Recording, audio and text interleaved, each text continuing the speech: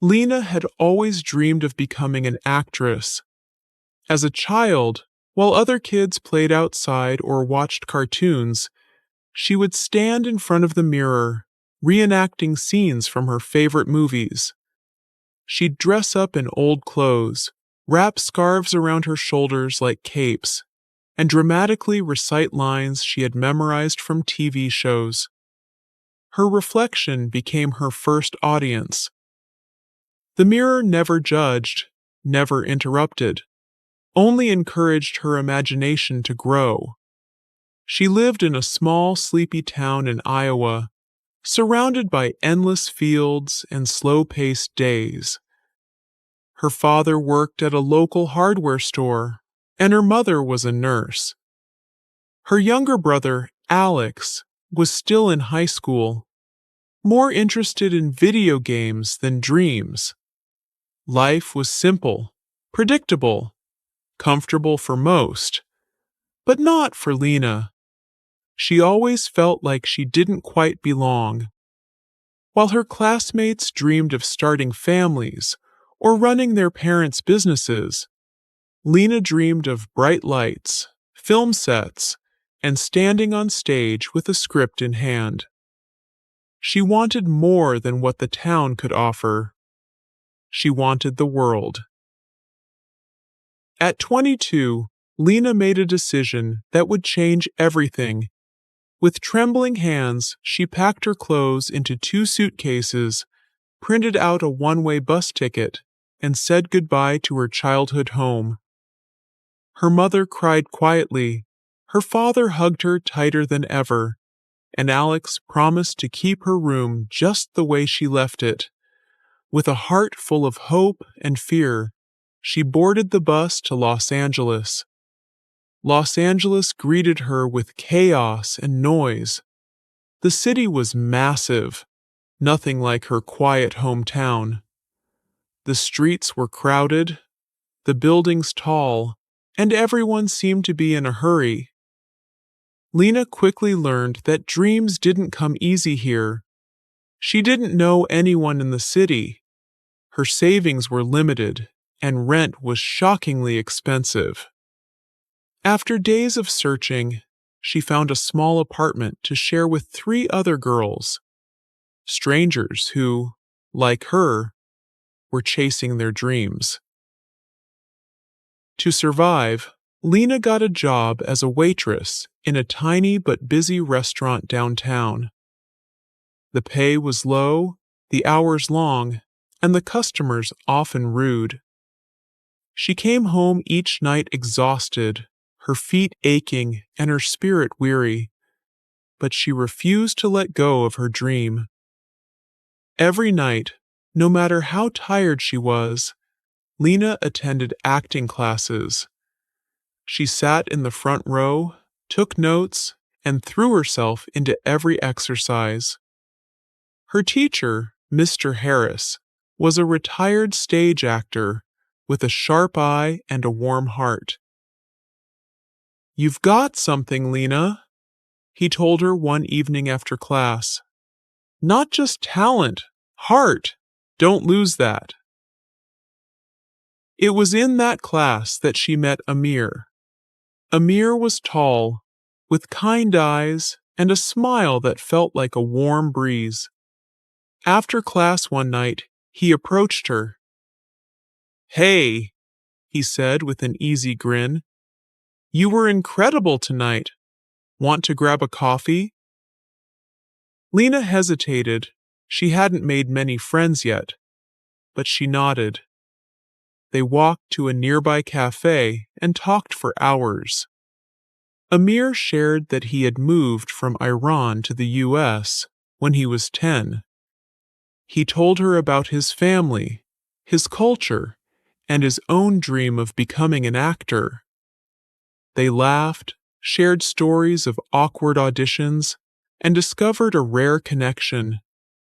Weeks turned into months, and Amir became a constant in her life. He encouraged her, helped her run lines, and reminded her to eat when she forgot. On days when rejection stung, Amir was there to remind her of why she started. Despite her efforts, auditions rarely led anywhere. "We'll be in touch," casting directors would say, but they never were. It was a lonely road. The only thing keeping her steady was Amir. One quiet evening, after watching a movie together, Lena turned to him. Do you think we'll ever get engaged?" she asked, voice soft. Amir paused. "Maybe someday," he said. "But not now." It wasn't the answer she hoped for. Doubt crept in.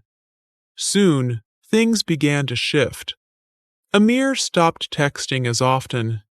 He canceled their plans, gave vague excuses, and always seemed distracted. Lena brushed it off at first. Maybe he was just stressed. But one Saturday, she saw him at their cafe, their spot, with a woman and a child. Lena's stomach twisted. She waited until they left, then approached him. "Amir! Who was that?" His face drained of color. "Lena, I didn't want you to find out this way." "Find out what?" He looked down. "I'm married. That was my wife. And our daughter." Silence. Lena didn't scream. She didn't cry. She just turned and walked away. She went home, crawled into bed, and stayed there. Her world, her dream, her heart felt shattered.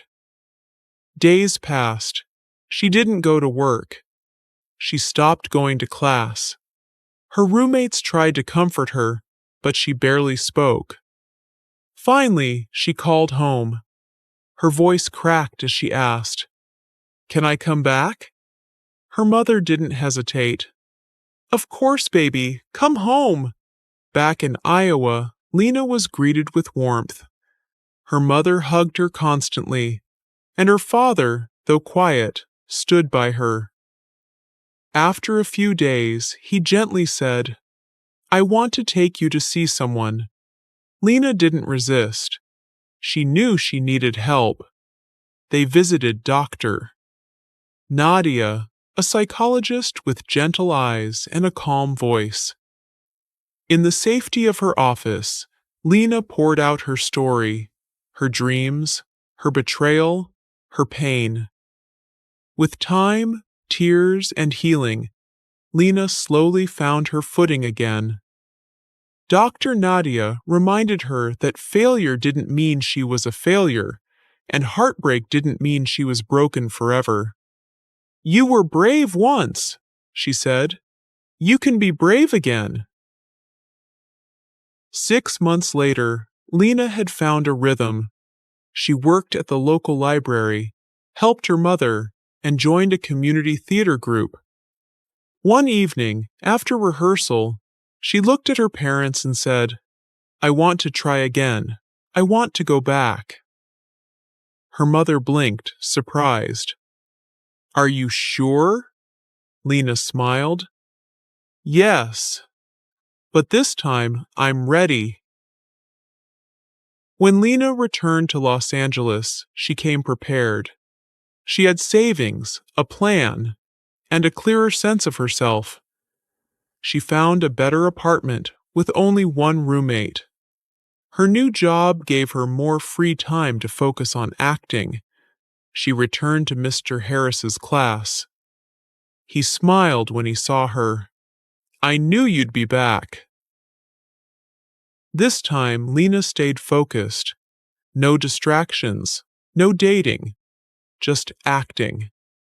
She went to auditions with confidence, no longer chasing validation, but offering her truth. One night, during a student showcase, a renowned director attended. Lena performed a dramatic scene with raw intensity. After the show, the director approached her.